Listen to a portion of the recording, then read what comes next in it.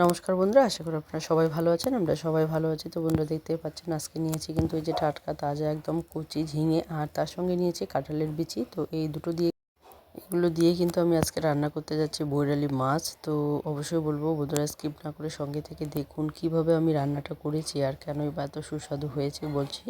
তো এটা খেতে কিন্তু ভীষণই সুস্বাদু হয়েছে। তো বন্ধুরা দেখুন, প্রথমে কিন্তু আমি কাঁঠালের যে বীজগুলো আছে সেগুলোকে কিন্তু খোসাটা ছাড়িয়ে নিয়েছি। এরপর গরম জল, আমি কিছুটা গরম জল বসিয়ে দিয়েছি। তো দেখতেই পাচ্ছেন এখন গরম জলের মধ্যে এই যে কাঁঠালের বীজগুলো দিয়ে কিছুক্ষণের জন্য আমি ঢেকে রেখে দেবো। এতে করে কিন্তু কাঁঠালের যে উপরের খোসাটা আছে সেটা কিন্তু ব্রাউন কালার খোসাটা কিন্তু নরম হয়ে যাবে। আর এদিকে দেখুন ঝিঙেগুলো কিন্তু পুরোপুরি ছুলে নিয়েছি, আর একটার সাথে আলুও নিয়েছি। তো বন্ধুরা দেখুন এখানে কিন্তু 5 মিনিটের মতো সময় বা 5 থেকে এর বেশি একটু সময় হতে পারে, কিন্তু দেখুন এখানে কিন্তু একদম নরম হয়ে গেছে, খুব সহজে কিন্তু খোসাগুলো উঠে আসছে। এখন পুরোপুরি খোসাগুলোকে আমি তুলে নেব। এদিকে দেখুন বৈরালি মাছগুলো কিন্তু আমি পরিষ্কার করে ধুয়ে একদম কেটে বেছে রেখে হলুদ লবণ মাখিয়ে নিয়েছি। আর এখন দেখুন কড়াই বসিয়ে দিয়েছি, আর কড়াইটাও কিন্তু গরম হয়ে গেছে পুরোপুরি।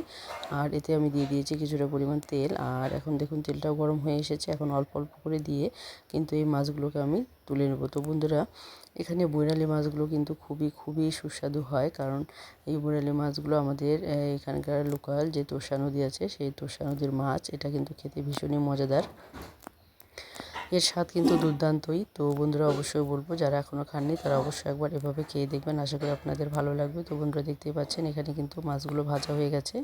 যেহেতু ছোটো মাছ, গুঁড়ো মাছ, তো অল্প অল্প করে দিয়ে ভাজলে কিন্তু একদম গোটা গোটা অবস্থায় থাকবে, কোনো কিছুই কিন্তু ভেঙে যাবে না। তো বন্ধুরা দেখতে পাচ্ছেন এখানে কিন্তু সবজিগুলো আমি কেটে নিয়েছি।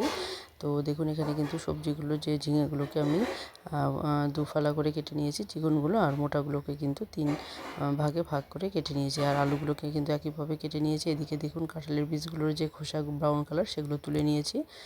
আর এখন দেখুন এখানে কড়াই বসিয়ে দিয়েছি, সিলভার কড়াই। আর এখন বেশ খানিকটা সর্ষের তেল আমি এখানে দিয়ে দিলাম, কারণ এখানে যে কাঁঠালের বীজ আর যে ঝিঙেগুলো আছে সেগুলোকে কিন্তু ভালো করে ভেজে নিতে হবে। এখানে আমি এখন দিয়ে দিলাম পেঁয়াজ। তো একটা বড় সাইজের পেঁয়াজ আমি এখানে কুচি করে কেটে রেখেছি, আর সাথে দিয়ে দিলাম 2-3টে কাঁচা লঙ্কা, আর সামান্য পরিমাণ দিয়ে দিলাম এখানে কালো জিরে। তো বন্ধুরা দেখতে পাচ্ছেন এখানে কিন্তু পেঁয়াজগুলো একটু হালকা ব্রাউন করে ভাজা হয়ে গেছে। এখন ভাজা হওয়ার পর কিন্তু এখানে যে কেটে রাখা কাঁঠালের বীজগুলো আছে সেগুলো কিন্তু প্রথমে দিয়ে দেবো, কারণ কাঁঠালের বীজের যে একটা কষ ভাব থাকে সেটা কিন্তু প্রথমে যদি আপনারা শুরুতে একটু ভেজে নেন তাহলে দেখবেন এর যে কিন্তু কষ ভাবটা কিন্তু চলে যায়, আর বেশ কালারটাও বেশ কিন্তু সুন্দর আসে। তো বন্ধুরা দেখুন এখানে কাঁঠালের বীজটা 2 মিনিটের মতো নাড়াচাড়া করে ভেজে নেওয়ার পর এখন যে ঝিঙেগুলো কেটে রেখেছি সেই কেটে রাখা ঝিঙেগুলো কিন্তু এখানে আমি দিয়ে দিচ্ছি। তো বন্ধুরা দেখতে পাচ্ছেন এখন ঝিঙেগুলো দেওয়ার পর কিন্তু 1 মিনিটের মতো নাড়াচাড়া করে আমি একটুখানি ভেজে নেব। তো দেখতে পাচ্ছেন বন্ধুরা এখন কিন্তু আমি এখানে দিয়ে দেবো স্বাদ মতো লবণ। তো স্বাদ মতো লবণ দেওয়ার পর কিন্তু এটা ঢেকে রেখে দিতে হবে, কারণ এখানে কাঁঠালের যে বীজ আছে সেটাকে কিন্তু পুরোপুরি সেদ্ধ করে নিতে হবে। তো বন্ধুরা দেখুন এখন আমি এখানে স্বাদ মতো লবণ দিয়ে দিয়েছি, মানে যেরকম রসালো করব, গ্রেভি করব সেই আন্দাজ মতোই কিন্তু লবণটা এখানে দিয়ে দিয়েছি। আর লবণটা দেওয়ার পর এখন আমি এটা 2-3 মিনিটের জন্য ঢেকে দেবো, কারণ এখানে যে ঝিঙে আছে ঝিঙের থেকে কিন্তু অনেকটাই জল বেরিয়ে আসবে। তো বন্ধুরা দেখতে পাচ্ছেন এখন 2-3 মিনিট পর আমি কিন্তু আবারও চলে এসেছি। দেখুন এখানে অনেকটাই চুপসে গেছে। আর এখন আমি এখানে দিয়ে দিচ্ছি 2 চামচ পরিমাণ আদা বাটা। এক এক করে সমস্ত মশলাগুলো এখানে দিয়ে দেবো। মশলাগুলো এখানে আমি দিয়ে দিলাম এখন হলুদ গুঁড়ো হাফ চামচের একটু কম, হালকা হলুদ গুঁড়ো এখন হাফ চামচেরও কম পরিমাণ দিয়ে দিলাম এখানে জিরে গুঁড়ো। এখন নেড়েচেড়ে ভালো করে কষিয়ে নেব। তো এই কষানো অবস্থাতে কিন্তু আমি আবারও ঢেকে দেবো, কারণ এখানে দেখুন একটু জল জল ভাব ছিল, তো সেখানে সামান্য পরিমাণ আমি একটু জল দিয়ে দিয়েছি। আর জল দেওয়ার পর কিন্তু আবারও আমি এখানে ঢেকে দেবো। তো এখন আমি এখানে দিয়ে দিচ্ছি কাশ্মীরি লঙ্কা গুঁড়ো হাফ চামচ পরিমাণ। দেওয়ার পর একটু নেড়েচেড়ে আমি কিন্তু আবারও এটা 2 মিনিটের জন্য ঢেকে দেবো, যাতে করে জলটা শুকিয়ে যায় আর কাঁঠালের বীজগুলো খুব সুন্দরভাবে সেদ্ধ হয়ে যায়। তো বন্ধুরা দেখতে পাচ্ছেন এখানে কিন্তু কাঁঠালের বীজগুলো আমি ঢেকে দেওয়ার পর কিন্তু অনেকটাই সেদ্ধ হয়ে গেছে। তো বন্ধুরা দেখুন এখন জলটাও কিন্তু অনেকটা শুকিয়ে এসেছে। এখন একটু নাড়াচাড়া করে আবারও আমি এখানে দিয়ে দেবো জল। তো বন্ধুরা এখানে কষানো হয়ে গেলে তখন আমি জলটা দেবো। তো এখন যেহেতু জলটা একটু আছে তো সেজন্য কিন্তু আবারও 2 মিনিটের মতো আমি ঢেকে দিয়েছি, এতে করে কিন্তু পুরোপুরি কাঁঠালের বীজগুলো সেদ্ধ হয়ে গেছে।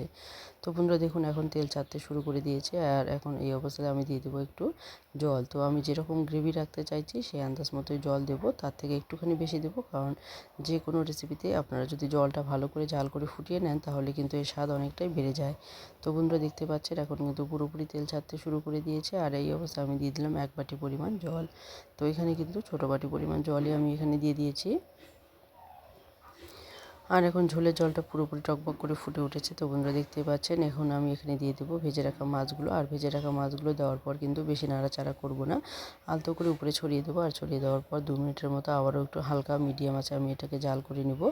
আর জাল করে নেওয়ার পর আমি এটা নামিয়ে নেব। তো বন্ধুরা আমার এই রেসিপিটি আপনাদের কেমন লাগলো অবশ্যই কমেন্টে জানাতে ভুলবেন না, কারণ আপনাদের একটি কমেন্ট, একটি লাইক কিন্তু আমাদেরকে অনেকটা উৎসাহিত করে নতুন নতুন রেসিপি তৈরি করতে। তো যে সমস্ত বন্ধুরা আজকে প্রথম দেখছেন, যারা এখনও বন্ধু হননি তারা অবশ্যই বন্ধু হয়ে পাশে থাকবেন। আর পুরনো বন্ধুরা যারা শুরু থেকে শেষ অবধি সঙ্গে আছে, সবাইকে অসংখ্য অসংখ্য ধন্যবাদ। তো বন্ধুরা দেখতেই পাচ্ছেন কতটা লোভনীয় হয়েছে। তো যারা এখনও এই মাছ বা বৈরালি মাছ এখনও এইভাবে খাননি, তারা অবশ্যই একবার খেয়ে দেখবেন, আশা করি আপনাদের ভালো লাগবে। তো বন্ধুরা আজকে এখানে শেষ করে দিচ্ছি, আবারও চলে আসবো নতুন কোনো রেসিপি নিয়ে। ততক্ষণে সবাই ভালো থাকবেন, সুস্থ থাকবেন, আর বেশি বেশি করে শেয়ার করে দিন যাতে সবাই দেখে বানিয়ে খেতে পারেন এই সুস্বাদু রেসিপিটি।